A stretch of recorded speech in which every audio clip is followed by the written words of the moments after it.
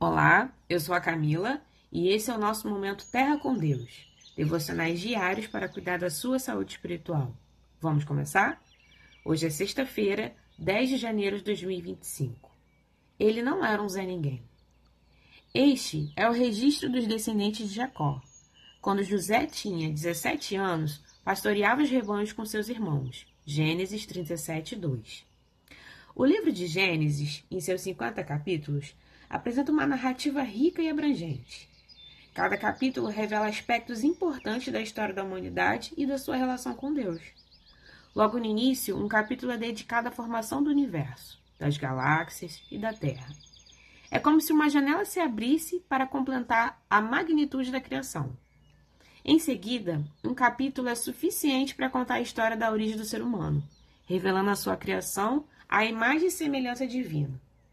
Ao avançar, vamos encontrar 2 capítulos que narram a gênese do pecado e suas consequências no núcleo da primeira família.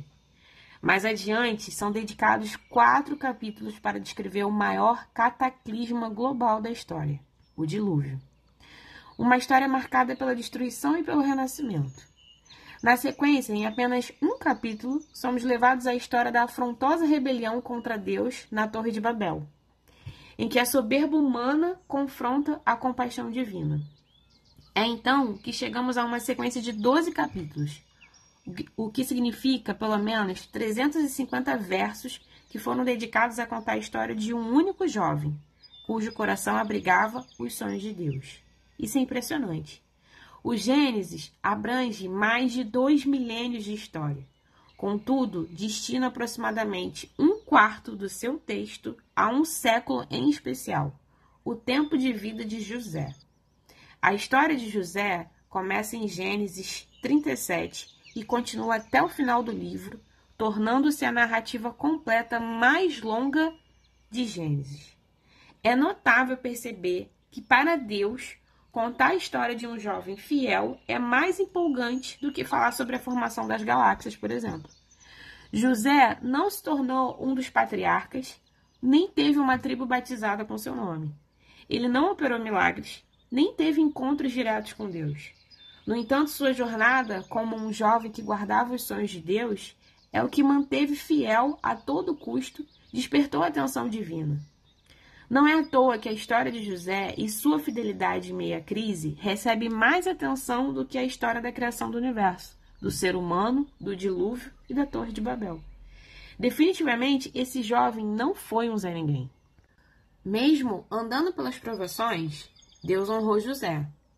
Vamos desmascarar um mito.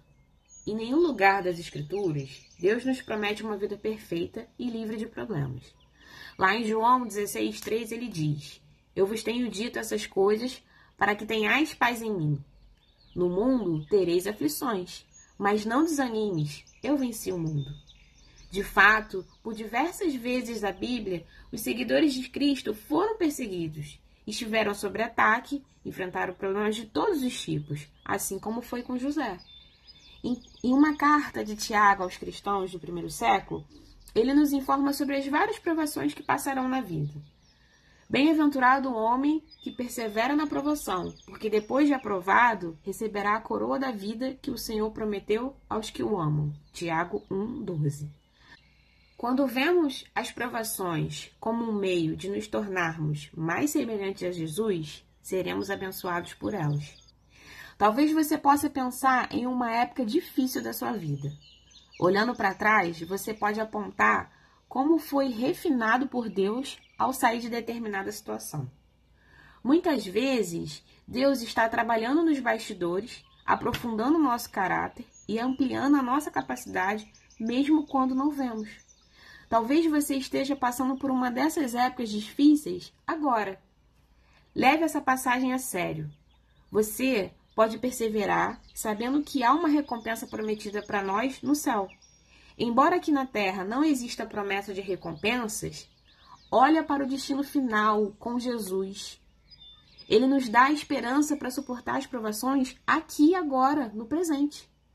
Se você está passando por uma fase difícil na sua vida, passe o tempo meditando nas promessas de Deus. Ele promete que nunca vai nos abandonar, nunca vai nos deixar, vai caminhar ao nosso lado em todas as provações.